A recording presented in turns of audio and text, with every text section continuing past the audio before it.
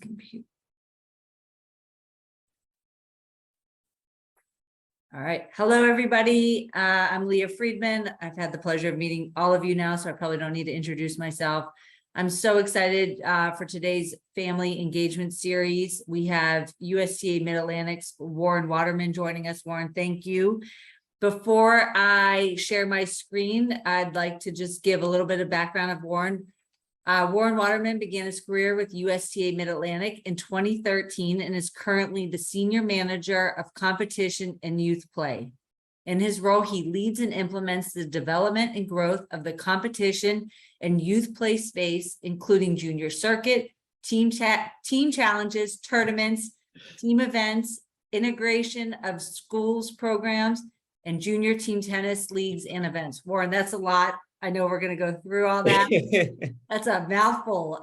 Through innovative strategies, he works towards expanding youth play programming and increasing participation and player engagement in the section. He's a graduate of the University of Virginia, where he competed on the tennis on campus club team. He received his master's of professional studies in sports industry management at Georgetown University and also has a USPTA elite professional certification. He grew up in Eastern Long Island and currently resides in Northern Virginia. In his free time, he loves to travel and try new restaurants. You could also find him cheering on the UVA team and the Jets. So Yeah. Warren, we are so excited to have you here. Let me go ahead and share my screen and we'll get this presentation started. Sounds good. All right, let me do this. You should see my screen. Oh, that's my bio. That was your bio. I was reading that mouthful. You're gonna now take us through everything that I just talked about in your bio. You know, as a former player myself, also, you know, coming from the USTA team in the office, you know, it is a little bit confusing. So we're really happy to have you here and your expertise. So let's get right into navigating the youth tennis pathway. Go ahead, floor is yours. Yeah, so first, let's just talk about a little bit about who we are. So we're the USTA Mid-Atlantic section. We serve Virginia, Maryland, West Virginia, and DC. So we're one of the 17 sections, but we are our own, like WTEF. We are our own nonprofit philanthropic organization. This year actually marks the 100th year of the Mid-Atlantic section. So it is our centennial. So we've been around for 100 years, which is pretty cool.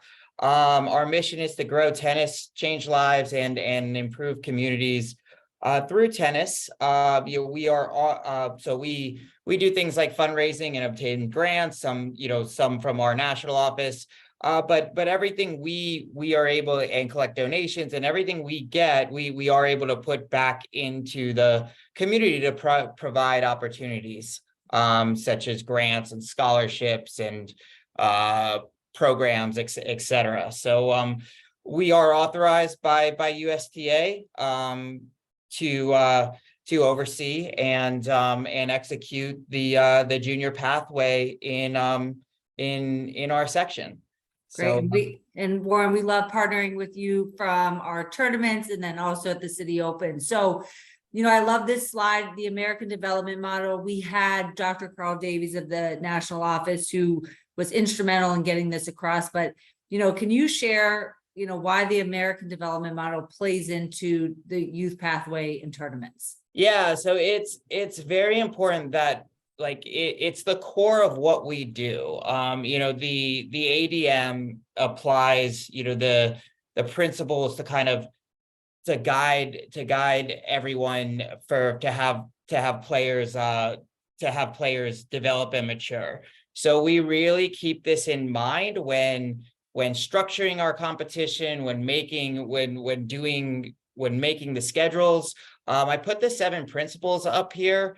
You know, having a clear development pathway is super important. Making sure we have the appropriate programs, so kids are filtering from, you know, what they're doing at their organizations, what they're doing at WTF, what they're learning in either school tennis programs or in a community tennis organization, a club, and having that filter into appropriate age-based competition and skill-based competition. And with that, it's super important that we're creating a fun and positive atmosphere that embraces really a team-like culture, and a community culture rather than individual results. So, and that's kind of really important because tennis, by nature is obviously an individual sport.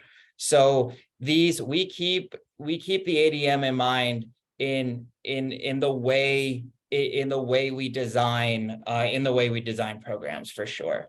That's great. So it's both age-based, level-based, and socially appropriate. And so again, we have that webinar from the past. All right. I love this slide. I remember when it was being created, but for a lot of us, this is our first introduction into competition.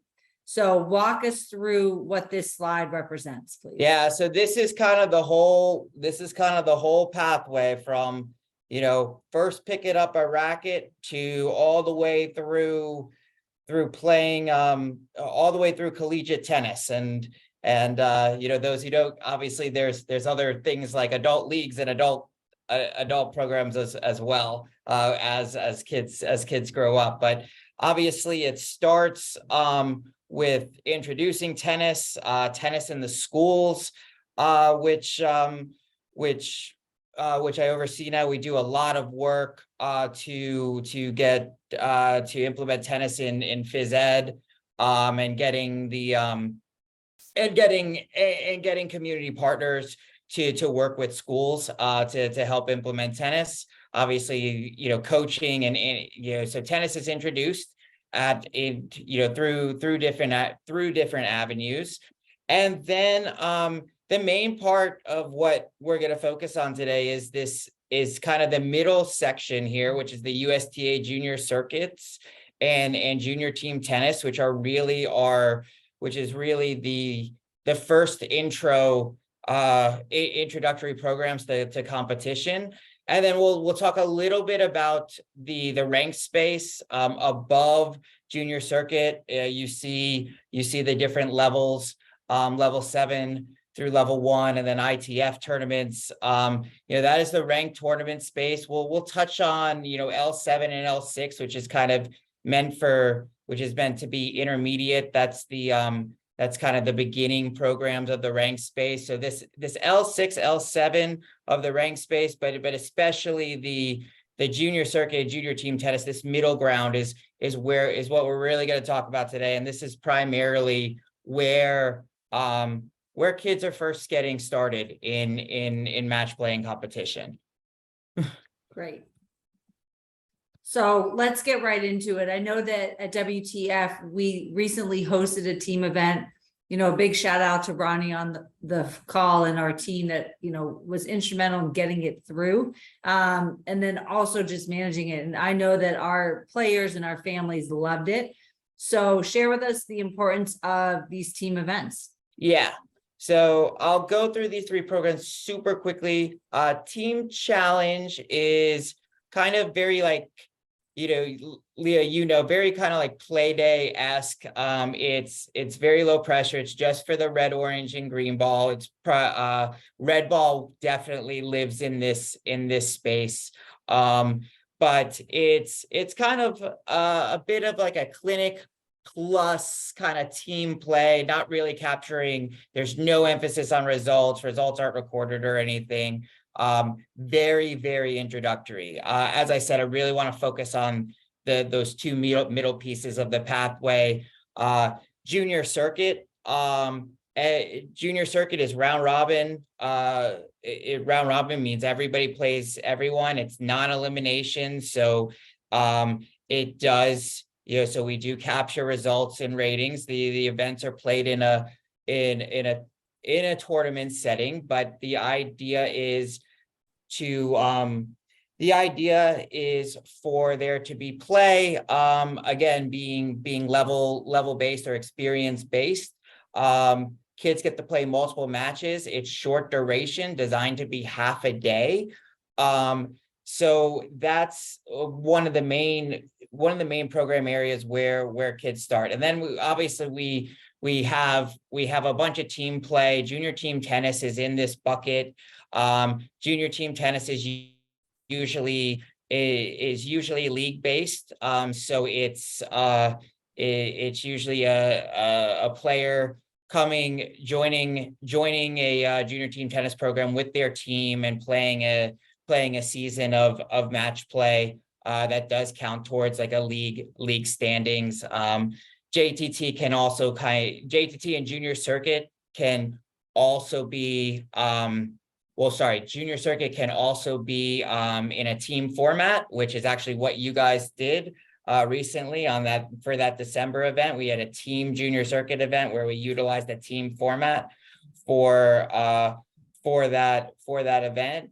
The difference kind of between those team junior circuit events and JTT is usually with JTT, the team is usually kind of pre-formed. And with the junior circuit, with those we have team events in the rank space, team events at junior circuit. With the team events at junior circuit, it's usually the player is signing up, and the player is signing up and then being put on a team.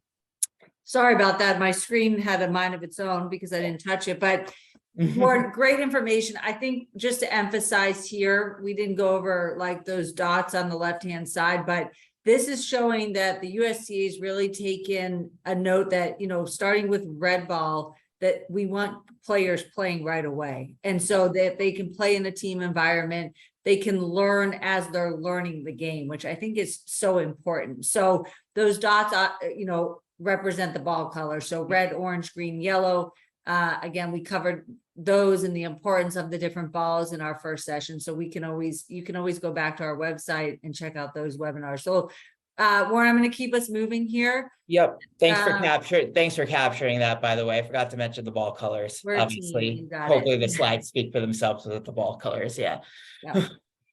So the play tracker, I know that, again, Ronnie has worked with the play tracker before in some of our families, but talk to us and share a little bit more information about, how to move. And then also, I think it's important to say too, when it comes to the play tracker, our coaches and our team are here to help walk our families through this, but share with us why we have a play tracker. Yeah, we have a play tracker. Again, this is again, the idea of incorporating the ADM and getting players playing at, in age appropriate programs at the right ball color, at the right ball color, in making sure they're in programs that's appropriate for them and their development. So a little bit about moving through, you can see you can see the ages there on the screen, but there are ways to move through. But we do want to make sure that kids are playing in competition, in the appropriate ball color competition before moving to yellow ball. Coaches do have the ability to move kids from just a little bit about the play tracker. You can obviously click and see more about it, but coaches do have the ability to move 7 and 8-year-old players from orange to green. But we do want players really playing at the green ball level. So they do have to kind of earn their way. 10 and under players do have to play green ball and playing green ball competition before being able to play in yellow ball programs, or they turn 11. I don't want to go into it too much, but obviously there's the play tracker website. There's info actually within your USTA profile. You can see your play tracker progress and status.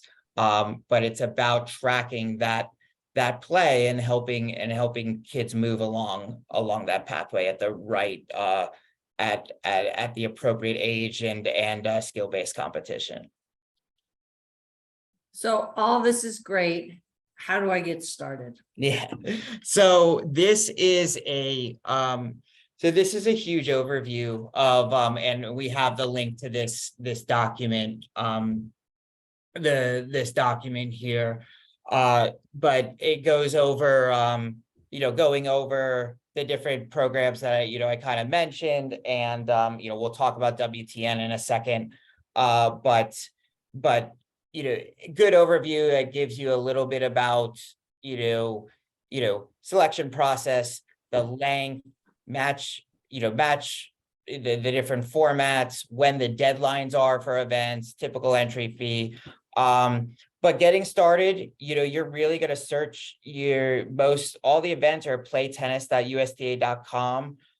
You search that site and you can filter by the type of event for what you want. You can filter to close to you. I recommend filtering to just our section, and having a broader search. But you would register from there. You register your player for events. Through that process, if you have never interacted with USTA before, you'll be asked to complete your player profile, which is super important, because within your profile, you'll see that's where you'll kind of have all your information about what you're signed up for, where you'll see results and things like that. There's also a page where you can search your results. But I really like this document, and obviously the link is there as a good overview of what you can expect. This is what is suitable for. You can see the events that are suitable for beginners, for intermediates, events that can be co-ed, singles versus doubles. As you can see, every program that we list here, team play can be incorporated into into all of it. And we actually have designed our schedule to have specific team weekends where all events that weekend are only going to be a team format. So again, really emphasizing team play. This year. Great. And we will be sending out all these links. And Warren, I want to thank you, because I know you made it super easy for not only our team, but our families to get access to all these links. So I appreciate it. Okay, USTA ranking, there's UTR, now there's a world tennis number. It's hard for me to keep track. So, why don't you share with us a little bit more about WTN and how they all talk to each other? Yeah, so obviously everything is a tool in the toolbox, right? For players. I wanna make that clear. ITF is a rating system that was developed by the International Tennis Federation, which is the international governing body of tennis. So as a governing body of tennis, we've adopted this. We've adopted the world tennis number. Obviously, it's being adopted all over the world. I think that number on the screen should be closer to like 150 now, or over 150, I think, from the most recent report.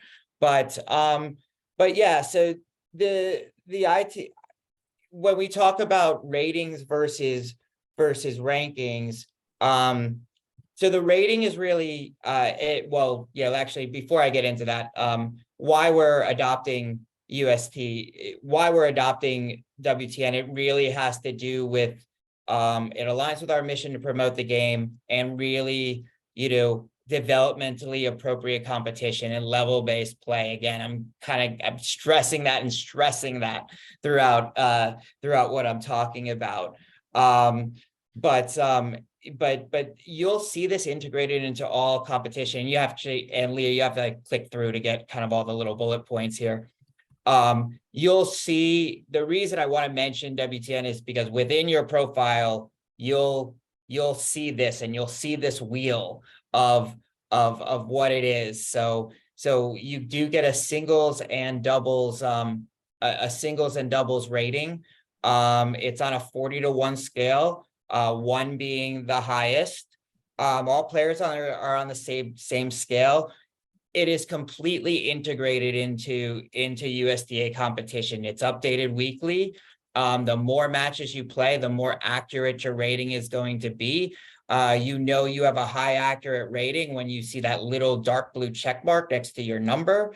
It also talks about a game zone, which kind of gives you a good range of kind of where you fall and where you'll get kind of the best competition. I mean, and this is also for everybody. It's juniors and adults. Just quickly, right? You know, as far as rating versus ranking, match wins make up your USTA ranking, right? So right, and rankings is really like a list, right? You earn ranking points only in those ranked tournament space, only in that ranked tournament space. You know, either points per based on where you finish in an event or based on points per win, depending on the tournament level. When really it's match scores that make up your WTTN rating. The scores are analyzed at set level rather than you know the entire result. And you know the algorithm takes the algorithm actually incorporates how you do you know, it takes the actual score into play. And then the difference with WTN is it's not just limited to ranked tournaments. It's obviously ingrained through into junior team tennis, into junior circuit. You know, we can do banded events where we only focus on a certain band of players. For junior circuits and events, we're going to do flighting using WTN to create those even groups to get the best competition. So and we could skip the next slide, but just it really. Lauren, can I cut in for 1 second? Yeah. This is great. I just want to, you know, confirm something. You don't have to do an extra step to get a world tennis number. No. You just want people playing right away, right? So from the team events that we are hosting to level 7s to level 6s, just by participating, you'll start to see your world tennis number change. Is that accurate? Correct. Yeah. Any match result is incorporated into the world tennis number. And it's obviously this is kind of fast catching. I don't want to go into too much, but yeah, you're great. Just play. So once somebody, and again, there's free memberships for our players under 18, but you know, once a player starts, their world tennis number will happen, but it's just more important. And I think what you were saying is so important to hit on. It's level-based play, and the world tennis number just helps, you know, our families to understand where to play and how to sign up. It's a tool. It's a tool to help. It's a tool that you're gonna see. It's something you're gonna see, and it's a tool that is really gonna help in that mission of, you know, age appropriate, developmentally appropriate, level based competition. Perfect. I love it.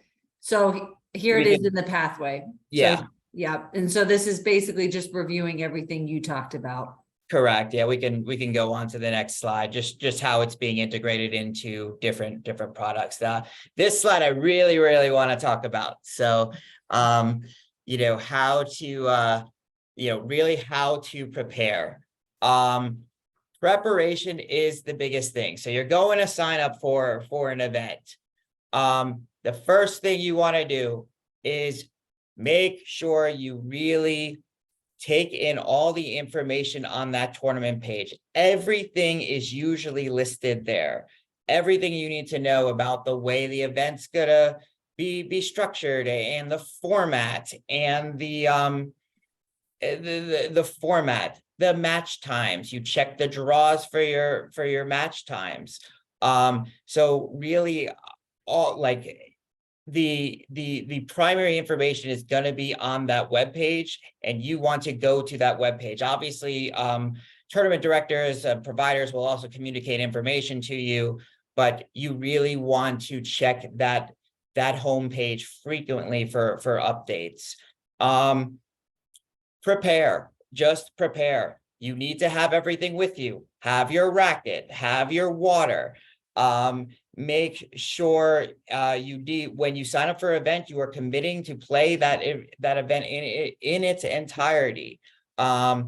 Be prepared for really any time of day of when that event could happen. Obviously, junior circuit events are designed to be 4 hours or less. That means your particular play will be in 4 hours or less. That doesn't necessarily mean the whole event will be done in the entire tournament will be done in 4 hours. So I mean, you could be set to play your time in the morning, midday, or afternoon. Obviously, but you won't be there for a full day, but you need to be prepared to play at any time of day.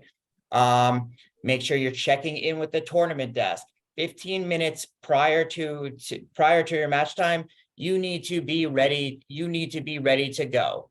The player will need to have his or her shoes on. They will have needed to have gone to the bathroom. Make sure you've stretched. The ACEs pledge, which I'm going to go into, everyone needs to sign the ACEs pledge. We make providers, parents, players sign that pledge during the match. You want to make sure players are really calling out the score. Coaching is not allowed. So we want to make sure so parents be encouraged, be encouraging. Make sure you are contributing to a positive environment. Don't be hanging on the fence, and give the players some space to really enjoy themselves out there. Obviously, after the match, always shaking hands. Again, really reinforcing good sportsmanship. Always you're going to the desk before an event and post match. So I could go on and on, but obviously this slide has some great stuff and everything you need really about preparation. We will certainly be printing this out and handing it. We have a few more minutes left. Sportsmanship is everything. So I know that the Mid-Atlantic takes their sportsmanship program really seriously. So run us through that, please. Yeah, excuse me. We want players to be empowered by their own decision making, providing them, with the safe and supportive environment to do so. And we want to set, clear sportsmanship expectations. There's 3 C's that we have to this: commit, celebrate, and consequences. The biggest part is committing, is that ACEs pledge. ACEs stands for always champion exceptional sportsmanship. Celebrate, we are going to recognize those that demonstrate good sportsmanship. We are supporting events with having sportsmanship awards. We have a junior player honor roll that's recognizing fair play and also community service. I'm not going to go into consequences too much, and Leah, you can click through. But you'll see a lot of this at events. We have a QR code that takes you right to the pledge that parents and players need to sign. You are going to be asked to show your digital medallion, which is on the next page. You'll see the do's and don'ts. We have the do's and don'ts, that orange slide. We have that for players and for parents. It goes over proper etiquette of what to do at events, and you can click through. So again, I want to shout out Ronnie at our team event. What I love that he did, he brought our players together that were competing and then also their families. And he actually had one of our players read through the do's and don'ts. So I thought that was a great best practice and something that maybe you would want to take to other programs. But here's the ACEs pledge, correct? Correct. And you get a digital medallion on our phone. We also have bag tags that we're getting out to the different events, so players can have that with them to always remind them. But yeah, this is the ACEs pledge, and once it's signed, you just got to flash your medallion when you go to check in. We love So that. And then your champions on and off the court program. yeah, so like we said, we're gonna recognize players, and this is not limited to USTA members or anything like that. It can be in high school tennis, it can just be in your everyday program. We want to recognize everyone that is being a champion of having great character and great and great etiquette on and off the court. So we accept nominations and we recognize those players on a monthly basis. So yeah, again, very comprehensive sportsmanship program that we take very seriously, and that we're really trying to promote, because we're all in this together to create a great environment for our players, and this program is a huge part of that. Great. And then, before we let you go, and just thank you for your time, a lot of information. So I know you are sharing some of the contact information for your team. Yeah, so just again, you will have, Leah, you have the PDF of all the slides to send out, but just we have a tournament resources page, we have a youth play pathway page, which kind of goes over everything. We are here to help. You can contact us at any of those different emails that we listed. So yeah, just obviously there's a lot that we covered, but engage with us. We are here to help you, and we're so excited to have your players and see them on the court. So Warren, thank you so much. I mean, I think some key takeaways are, level-based play, making sure that, it's not just individual tournaments, that there is team competition, sportsmanship matters, but really the most important part is just start playing, and that, for our WTF players, we're here to help them through the pathway as well. Absolutely. Well, thank you so much for your time and your continuous support of what we're doing. And we hope you have a great rest of the day. So thank you. Too. Thank you.